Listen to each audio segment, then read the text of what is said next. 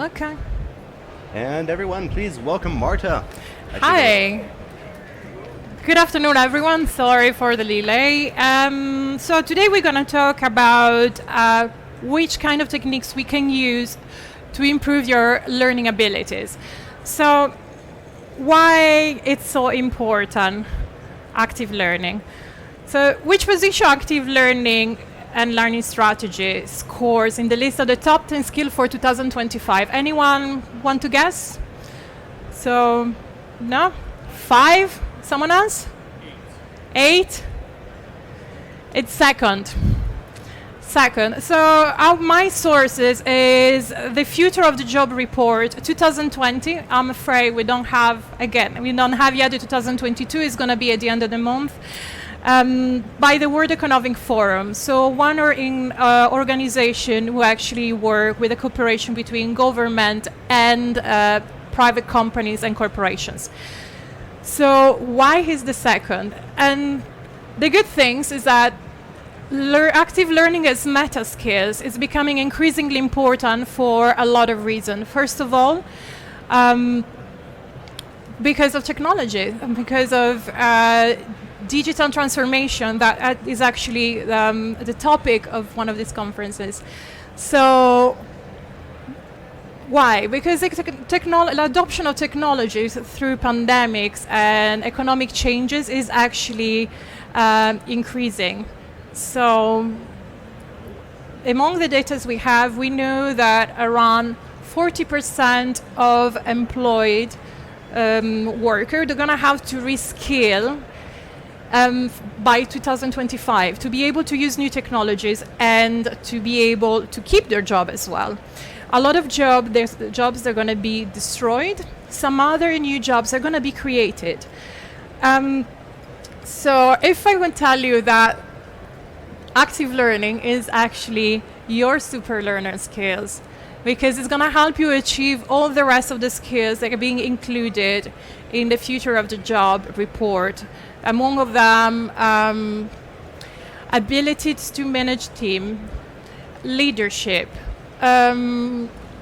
innovations. So how do you nurture innovation? It's not coming out of the blue. It's actually building a process to do that. So yes, we use, and we can use a little bit of help. So I'm cheating and I'm hacking my brain first before I start to hack human being or computers or whatever is going to be possible. So the secret is neuroplasticity.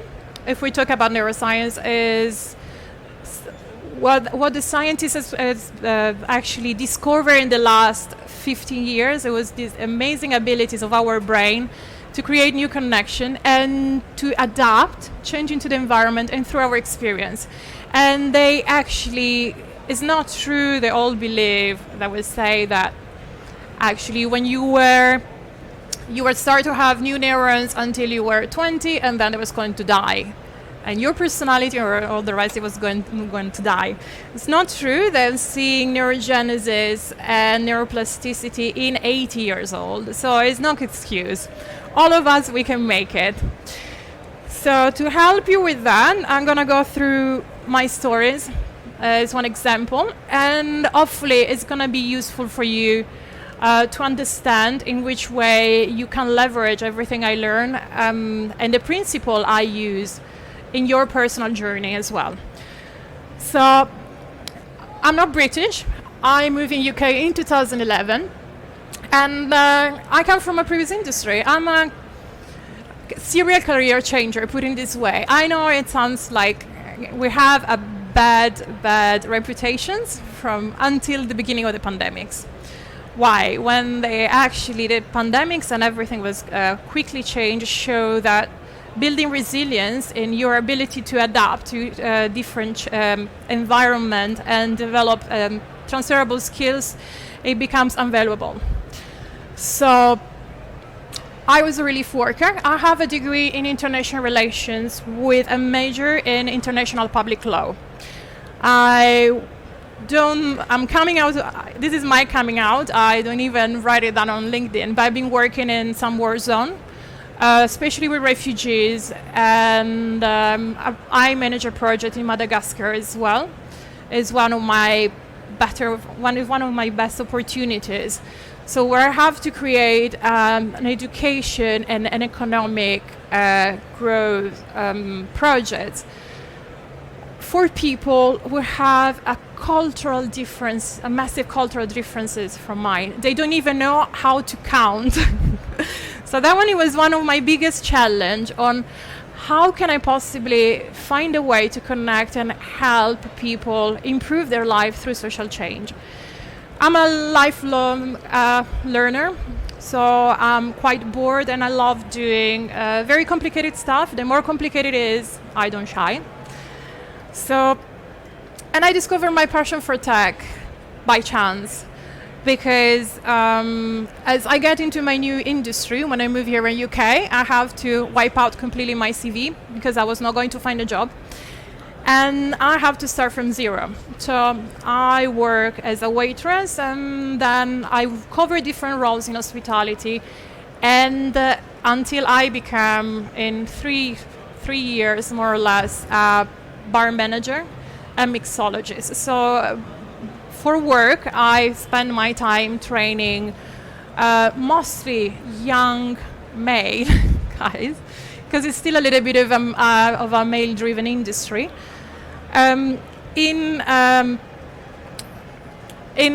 Obviously as a professional cocktail bartender. So I did this a little bit in my free time. I needed to have something more stimulating, something more complex, where I can possibly use my skills, my analytical skills, and my interest for international relations and love for learning. So I decided to try to learn how to build a website about mixology, because I was in one of the best places in the world to learn about in the industry. The two best places in the world until last year, they were London and New York. And I've been working with very cool venues. So, like, literally they are known worldwide in the industry for the job they were doing and for the standards.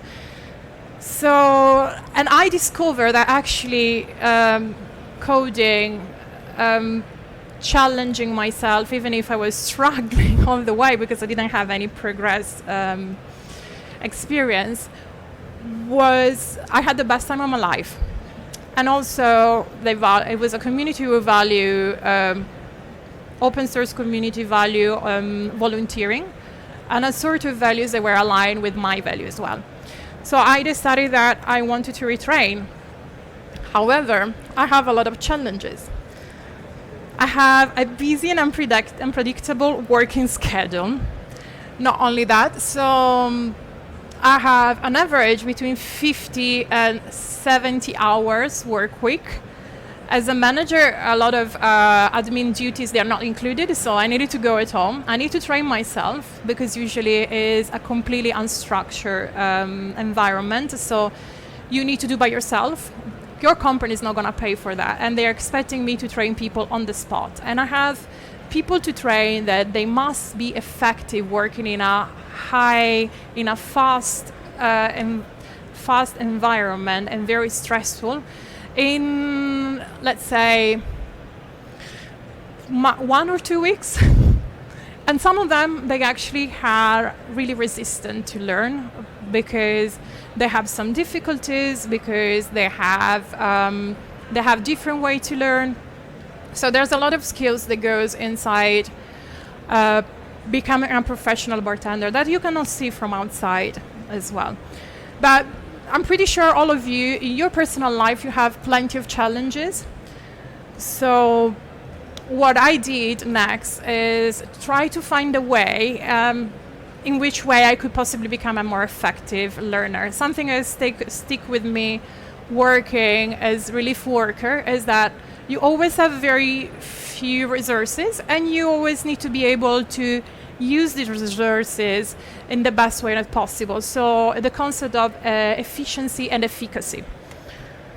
So I discovered first an online course called Learning How to Learn, and my journey started. From there, I we can use some other words. I pivot that, and I used other words and the work of other scientists that have been mentioned over there, and I did my own researches.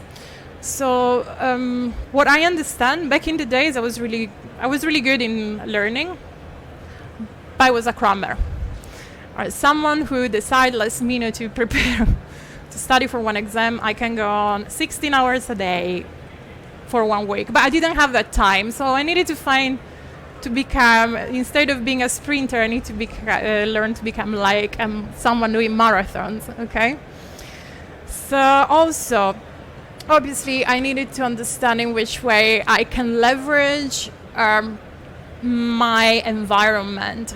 So there were plenty of challenges, but a lot of challenges and restrictions that can improve your creativity. So I need to find a creative way to train myself and to manage some obstacles like physical tiredness, because obviously working unsociable hours, and plenty of you have the same problem I have in different ways. If you are parents of young kids, you know that they are lovely, but you actually don't have that much time either. So I adapted the principle I learned about mind and performance to my personal circumstances. Why? Because we learn a lot about all this theory about how you can learn, and there's plenty of books around, and they are very useful.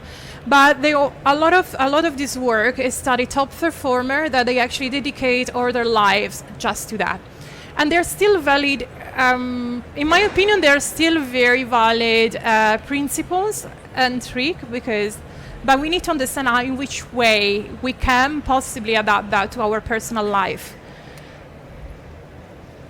So, and these one are my results. So, from a beginner and from a crammer, during the I didn't even thought about cybersecurity. It happens by chance.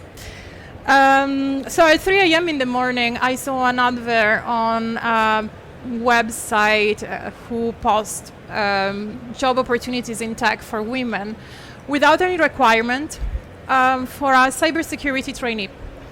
And I just sent my CV. That's it.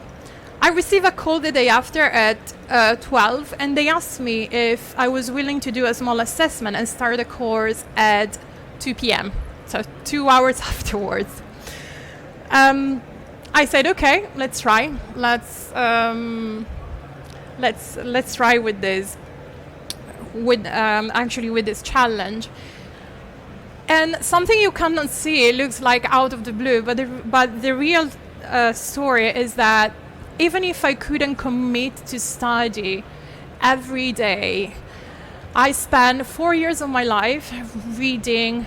If I could possibly have a few opportunities to start coding and to leverage a few groups that they were helping beginners to learn how to code and follow my curiosity, to be fair, in a very, very wide way. So I did an exploration that it might not make any sense at first. So I realized I actually I wanted to learn a lot about CPU architectures.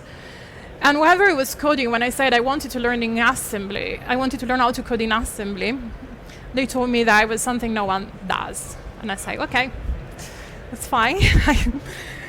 So at the end, I did this course. Everyone was really surprised because I'm actually out of 50 person in a cohort. I was one of the 10 people who didn't have a previous job in IT, any background in computer science, and yet I managed to pass with a 70%.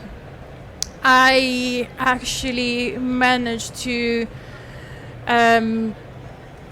I managed to did very well in cyber forensics and using Metasploit as well, learning some basic commands, because I have some very basic coding skills in Ruby. After that, I actually find Caps Lock through OSINT. So, and I'm actually I'm being accepted last year, and I graduated in Caps Lock I did a full-time boot camp while I was working 45 hours a week on a full-time job. Yeah. So, and this is what, at the same time, obviously, I was carry on training on Range Force, Try Acme, and different platforms. Not as much as I wanted to, because I really enjoy that, and I love learning. That's it. So, but obviously, these are my results, and keeping into account also life happens. So what I want to help you to do now is try to make it work for you. So in which way, my next slide is going to be an assessment. So in which way you can possibly decide to adapt and use a different principle, like we're going to introduce them afterwards. Why do you want to assess your situation? Because at the end of the day, what cybersecurity is about managing risk, and also how to feel safe and to get to your goals. And it's the same thing. So you want to achieve your goals. You need to visualize your goals, because it's going to help you, and it's a small trick you can use with your brain. But also you want to develop a strategy. If you develop a strategy, it's going to help you understand in which way you can go for it. And it's going to help you also when, obviously, something unexpected is going to happen. Because it's going to happen anyway. It's not like it's going to be all flower and unicorn.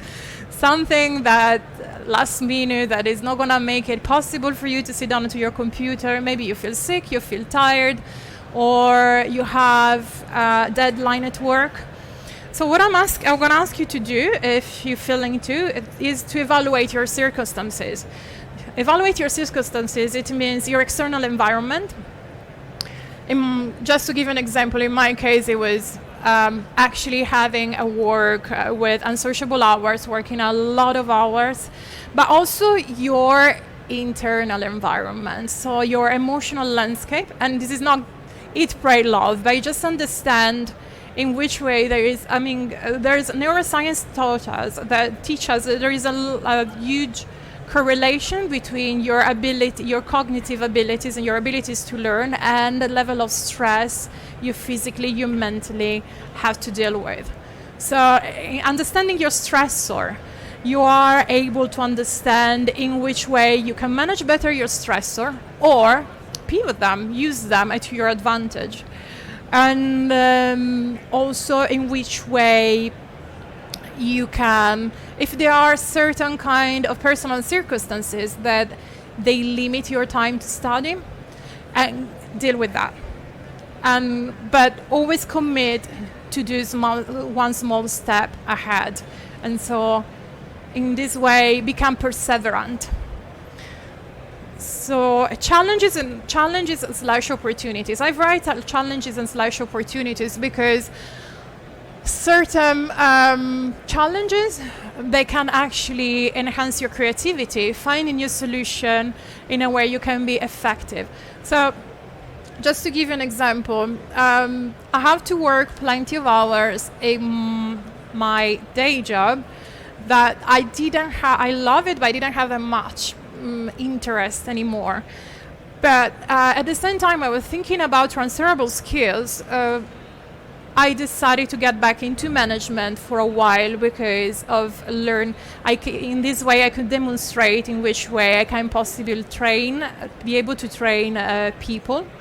And I think it's an invaluable skill. It's really hard to train people, understand in which everyone has a different learning style, and in which way we can make things work and help someone become confident about their abilities. And also actually get over their own biases. A lot of people, one of the biggest obstacles for a lot of people is their own internal biases about what they can do or they cannot do. I have one of my bartender who told me he couldn't understand anything about spirits, and one of the job, if you want to create new drinks, is literally be able to do something we call blind tasting. It means getting a lot of glasses with clear liquid and just smelling or tasting and understand the testing profile. And this is one of the first steps. You can use it to create something new. I'm a natural at that, but I still train a lot. It doesn't matter. So everyone has different baseline. Also, but everyone can train. At the end of the training with me, and I was tricking him, ask him on the job to do something for me, to identify that for me. So he didn't have time to thinking about. He's actually managed to find a job in a really well-known venue. Okay? And assets. So your abilities, you are a gold mine, guys. It means that all of you, you're able to have plenty of transferable skills from your interests, from your life, even small things you don't thinking about, they're gonna help you. So which principle concept I use? So there's most of you that are gonna be probably knows about what is the dichotomy between fix and grow mindset. So your ability to learn and thinking about a failure in a way that is gonna give you information about how you can possibly improve. Fixed mindset, well, a lot of people that they think they cannot improve, they have a fixed mindset, but you can possibly leverage that. Deliberate practice, it means doing something extremely uncomfortable. Learning to be comfortable with the uncomfortable. So breaking down the skills in very small part, focus on that, and then write it down, tasting, and to understanding which way you grow. And it's a cycle. And once if that strategy doesn't work, you're gonna change another one. Space repetition, because it's gonna help you to engrave, literate in your long-term memories, everything. Polyvagal theory is about how sympathetic and parasympathetic system. So it's about your neural system and in which way you can hack your body to feel more relaxed or less. And reframing. So even if you don't, this is more about self-talk. So if you don't get yet to a point, it's not yet, but you're gonna be there. And building habits. That's it. Tiny habits, it's a framework that I've been working because I'm not a person who has habits by chance. That's it. And so if you want to know more, keep in touch. This is my LinkedIn and my Twitter. And I'm actually start writing on Substack as well that I'm going to talk about. It's called Exploration Hack. Because exploration is the most important thing that's going to help you find a different solution.